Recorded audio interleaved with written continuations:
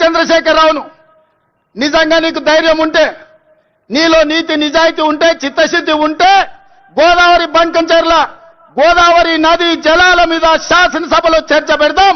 Speaker కు లేఖ రాయి నువ్వు చెప్పిన తారీఖు నాడు అసెంబ్లీ పెట్టించే బాధ్యత మా శ్రీధర్ బాబు గారు తీసుకుంటారు. నువ్వు నేను చర్చ చేద్దాం. గోదావరి జలాలలో తెలంగాణకు అన్యాయం చేసింది ఎవరు? ప్రాణహిత చేవళ్లను తరలించే 1,00,000 కోట్లు దోసుకున్నది ఎవడు? ఇవాళ గోదావరి బంకంచెర్లలో 3,000 టీఎంసీ సముద్రంలో కోతున్నాయి. రాయలసీమకు తరలించమని చెప్పింది నువ్వు కాదా? 2016లో మొత్తం వివరాలతో నేను వస్తా. నువ్వు సిద్ధంగా ఉన్నవా? నువ్వు చెప్పినాకనే కదా ఉమాభారతి గారి ఆదేశాల మేరకు చంద్రబాబు నాయుడు గారు 2016లో ఆనాడు జీవో ఇచ్చిండు. గోదావరి నుంచి బంకంచెర్లకు నీళ్లు తరలించడానికి, హంద్రీ నీవాకు 400 టీఎంసీలు తరలించడానికి 2016లోనే జీవో ఇచ్చిన మాట వాస్తవం కాదా? 2018లో వ్యాప్కోస్ను నియమించింది నిజం కాదా? వ్యాప్కోస్ సంస్థ 400 టీఎంసీలు గోదావరి జలాలను హంద్రీ నీవాకు బంకంచెర్ల ద్వారా తరలించడానికి ప్రాజెక్టు రిపోర్ట్ ఇచ్చిన మాట వాస్తవం కాదా? ఇవన్నీ నీ నాయకత్వంలో నువ్వు ఇచ్చిన బోడి ఉచిత సలహాలతోటి ఈరోజు గోదావరిలో 3,000 టీఎంసీలు నీళ్లు సముద్రంలో పోతున్నాయని నీ దిక్కుమాలిన సూచనలతోనే ఈరోజు ఈ దరిద్రం దాపరించిన మాట నిజం కాదా? ఇవాళ నువ్వు చర్చకు సిద్ధంగా ఉన్నావా? గోదావరి జలాలను రాయలసీమకు తరలించకపోయినని రోజమ్మ పెట్టిన రాగి సంకటి రొయ్యల పులుసు తిని రాయలసీమను రతనాల సీమ చేస్తా అని చెప్పిన చవటవు నువ్వు కాదా అని నేను అడుగుతున్నా.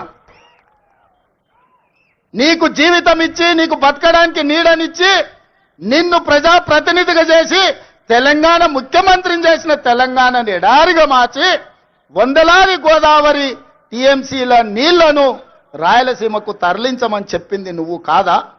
ఇవాళ నువ్వు సిద్ధంగా ఉన్నవా నేను అడుగుతున్న చంద్రశేఖర్ రావు గారు. నీ వంది మాగదులతో మాట్లాడించడం కాదు, నీ శనీశ్వరుడైన అల్లుడితో మాట్లాడించడం కాదు. నేను సిద్ధంగా ఉన్నా. గోదావరి బంకంచెర్ల ప్రాజెక్టు మీద నువ్వు చర్చకు రా. స్పీకర్ గారికి ప్రధాన ప్రతిపక్ష నాయకుడిగా లేఖ రాయి. శాసనసభ సమావేశాలు పెడదాం, ఎదురెదురుగా నిలబడదాం, మాట్లాడదాం. ఎవరు నిజాలు, ఎవరు జీవోలు ఇచ్చారు, ఎవరు తెలంగాణను దెబ్బతీసిండ్రో, ఎవరు నువ్వు తెలంగాణను దోక చేసిండ్రో, ఎవరు కాళేశ్వరం కడితే కూలేశ్వరమైందో చర్చ చేయడానికి నువ్వు సిద్ధంగా ఉన్నవా? ఒకరోజు గోదావరి మీద చర్చిద్దాం, రెండవ రోజు కృష్ణానది జలాల మీద చర్చిద్దాం. ఉమ్మడి రాష్ట్రానికి ఆనాడు పచ్చావత్తు ట్రిబ్యునల్ 811 టీఎంసీలు ఏకంగా కేటాయిస్తే 811 టీఎంసీలలో తెలంగాణ రాష్ట్రం విడిపోయినప్పుడు నువ్వు పోయి చంద్రబాబు నాయుడు దగ్గర వంగి వంగి సంతకం పెట్టి 512 టీఎంసీలు ఆంధ్రప్రదేశ్ తీసుకోండి, 299 టీఎంసీలు నాకు సరిపోతాయని సంతకం పెట్టింది నువ్వు కాదా? ఇవాళ కాగితాలని శాసనసభ ముందు పెడతా. నువ్వు చర్చకు సిద్ధంగా ఉన్నవా? 10 ఏళ్లలో ఏ ఒక్కరోజు కూడా కాగితాలు రాసుకొని పంపకాలు చేసుకున్నా 299 టీఎంసీ నీళ్లు ఎన్నడూ వాడలే. 200 టీఎంసీలు కూడా నికరంగా ప్రతి సంవత్సరం వాడలే. కేటాయింపులు 68% పరివాహక ప్రాంతం తెలంగాణ ప్రాంతంలో ఉంది, ఓన్లీ 32% ఆంధ్రప్రదేశ్లో ఉంది. ఆ లెక్క ప్రకారం అంతర్జాతీయ జల విధానంలో 555 టీఎంసీలు తెలంగాణ రాష్ట్రానికి రావాలి. కానీ ఆంధ్రప్రదేశ్కి 512 టీఎంసీలు ఇచ్చి తెలంగాణకు కేవలం 299 టీఎంసీలు సంతకం పెట్టి శాశ్వతంగా తెలంగాణకు మరణ శాసనం రాసింది చంద్రశేఖరరావు కాదా? సంతకాలతో సహా, ఆధారాలతో సహా అసెంబ్లీకి వస్తా.